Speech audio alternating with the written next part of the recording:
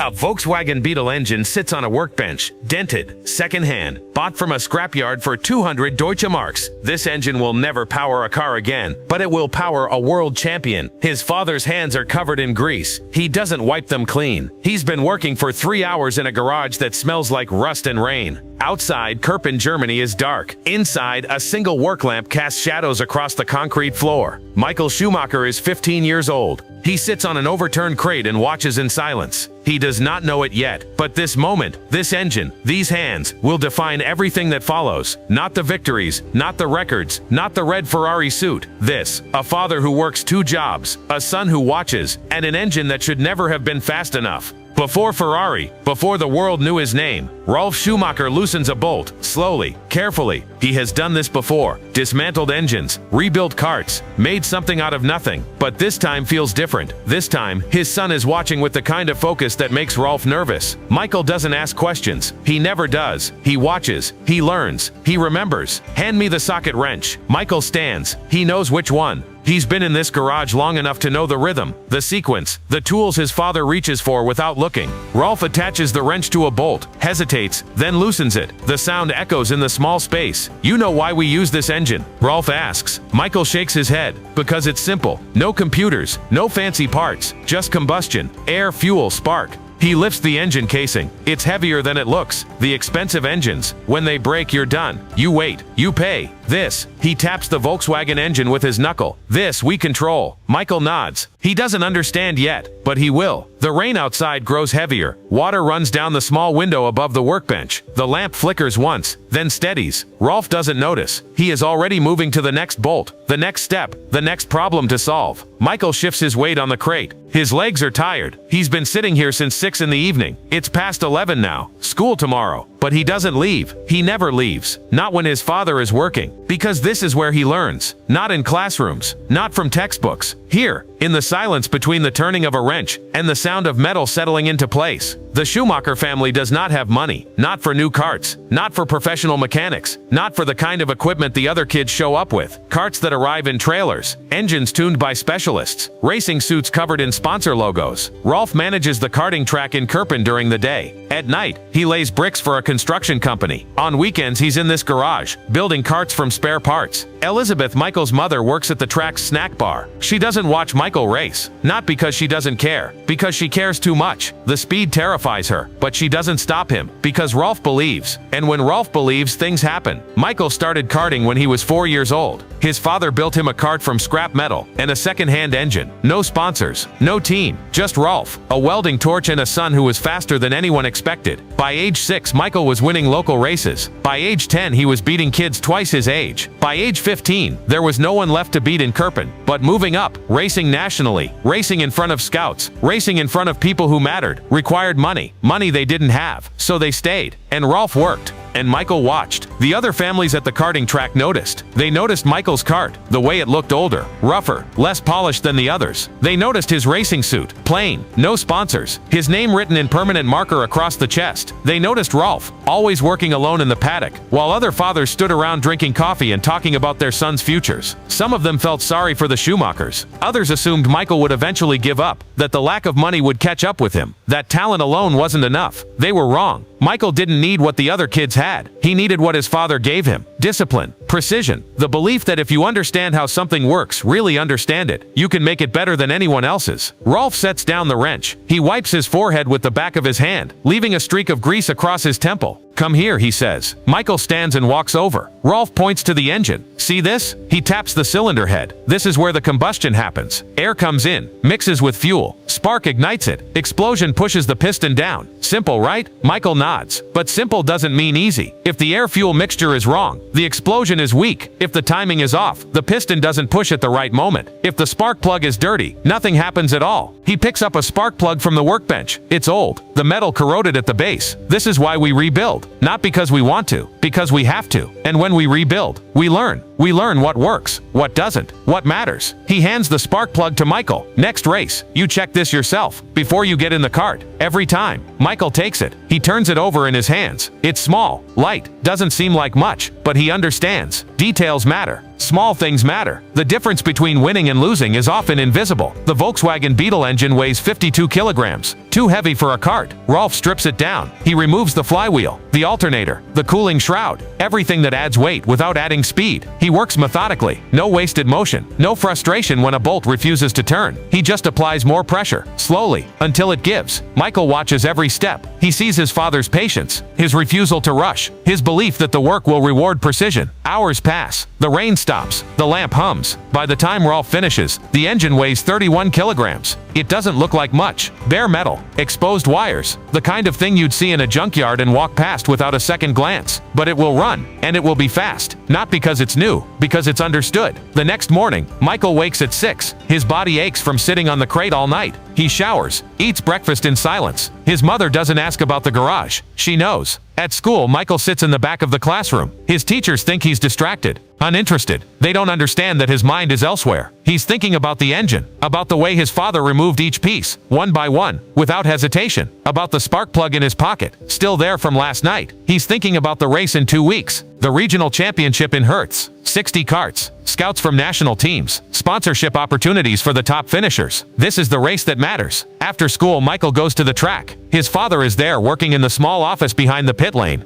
Michael doesn't disturb him. He goes straight to the garage where his cart is stored. He lifts the cover. The Volkswagen engine is already installed. His father must have worked through the morning before Michael woke up. Michael runs his hand along the metal. It's cold, rough, still smells like oil. He climbs into the cart. The seat fits perfectly. His father adjusted it last month, adding padding where Michael's spine pressed too hard against the frame. He grips the steering wheel, closes his eyes, imagines the start line, the other carts. The moment the lights go out, he doesn't imagine winning. He imagines driving perfectly. Every corner, every braking point, every gear shift. He learned this from his father too. Control what you can control. The rest will follow. 2 weeks pass. Michael practices every day after school. His father times him with a stopwatch, writing down each lap in a small notebook. They don't talk much during practice. Just numbers, lap times, adjustments. Brake later into turn 3. Shift earlier coming out of turn 7. You're losing time on the straights. Tuck in more. Michael listens, adjusts. By the end of the second week, his lap times are faster than they've ever been. But Rolf doesn't smile. He just writes the number in the notebook and says, again. The night before the race, Michael can't sleep. He lies in bed staring at the ceiling. His racing suit is folded on the chair beside him. His helmet sits on the floor, the visor scratched from months of use. He thinks about the other carts he'll face tomorrow.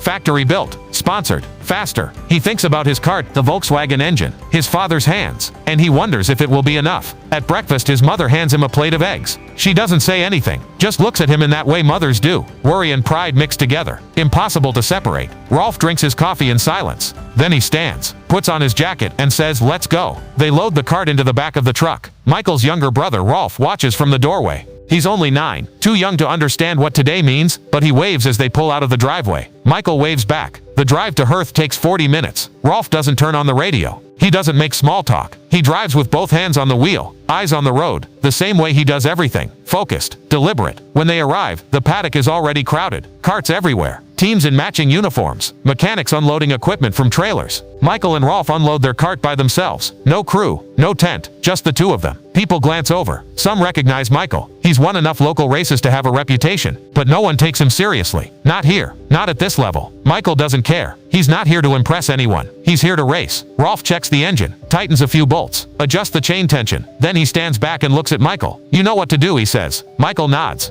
"Drive your race, not theirs." Another nod. Rolf places a hand on Michael's shoulder, just for a second. Then he steps back. Go. The qualifying session is chaos. 60 carts on track at once, everyone fighting for position, trying to set the fastest lap. Michael starts conservatively. He doesn't push too hard in the first few laps. He's learning the track, feeling the grip, understanding where the other drivers are fast and where they're not. By lap 5, he's ready. He brakes later into turn 1, passes 2 carts on the inside. He carries more speed through turn 4, passes another. He takes a tighter line through turn 7, passes 2 more. By the end of the session, he qualifies 8th. Not bad, but not good enough. Back in the paddock, Rolf checks the data. He doesn't say anything for a long time, just stares at the notebook, thinking. Finally, he looks up. "You're losing time in the fast corners. You're braking when you don't need to." Michael frowns. The cart feels loose. It is loose, because the engine doesn't have the power the others do. So you have to carry more speed through the corners to make up for it on the straights. But if I don't brake, you'll crash. Rolf finishes. Or you'll learn how much the cart can handle. Your choice. Michael looks at his father. Rolf doesn't blink. Your choice, he says again. The The race begins 2 hours later. Michael is 8th on the grid.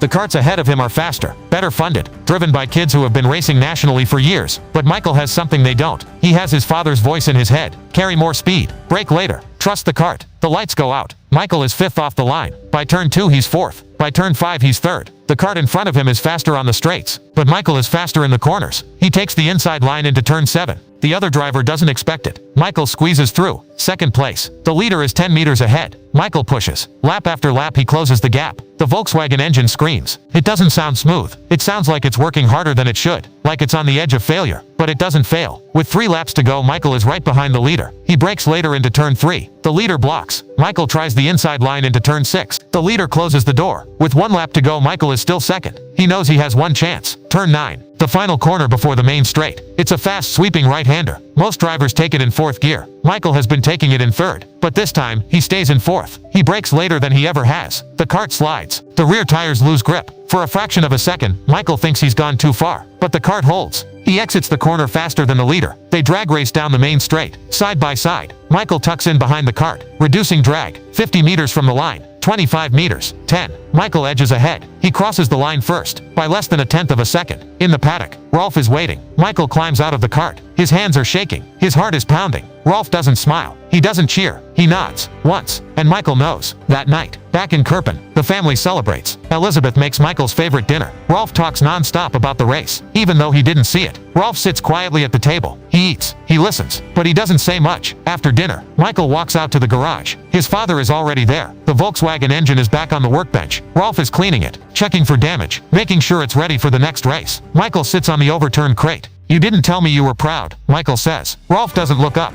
"I don't need to." "Why not?" Rolf sets down the rag. He turns to face his son. "Because you know. And because being proud doesn't help you get faster. The work does." Michael nods. He understands. Rolf turns back to the engine. "Besides," he says quietly, "I'm always proud." Michael Schumacher will go on to win 91 Formula 1 races, 7 world championships. He will drive for Ferrari, Mercedes, Benetton. He will earn hundreds of millions of dollars. He will rewrite every record in motorsport history. But when journalists ask him about the beginning, he always pauses. "I didn't have the best equipment," he says, "but I had something better. I had someone who believed I could win with what we had." He never mentions the Volkswagen engine, but he never forgets it. The engine is still in Kerpen, in the same garage, on the same workbench. Rolf Schumacher never threw it away. Not because it was valuable, because it was proof. Proof that speed isn't about money. It's about discipline, precision, work. It's about a father who refused to give up, and a son who watched. Years later, after Michael has retired from Formula 1, a collector approaches Rolf. He offers a significant sum of money for the Volkswagen engine. He wants to display it in a museum, a piece of motorsport history. Rolf refuses. The collector increases the offer. Rolf still refuses. Why? The collector asks. "It's just an old engine." Rolf shakes his head. "No," he says. "It's the reason." The collector doesn't understand. But he doesn't need to. Some things aren't for sale. Some things aren't about money. Some things are about a father and a son, working in a small garage, building something from nothing, and proving that the best things in life don't come easy. They come from work, from patience, from hands that refuse to stop moving. There is a photograph, taken in 1984, at the regional championship in Herth. Michael stands next to his kart. His racing suit is plain. No sponsors. Just his name, handwritten in marker. Behind him, barely visible, is Rolf. He's not looking at the camera. He's checking the engine, making sure everything is tight. His hands are still stained with grease. Still working. Always working. If you look closely at that photograph, you can see something else. On the workbench in the background, partially hidden behind a toolbox, is a Volkswagen Beetle engine. Dented. Used. Ordinary. But to the boy standing beside it, it was everything. Before the records, before the world knew his name, there was a garage, a Volkswagen engine, and a father's hands. And that was enough.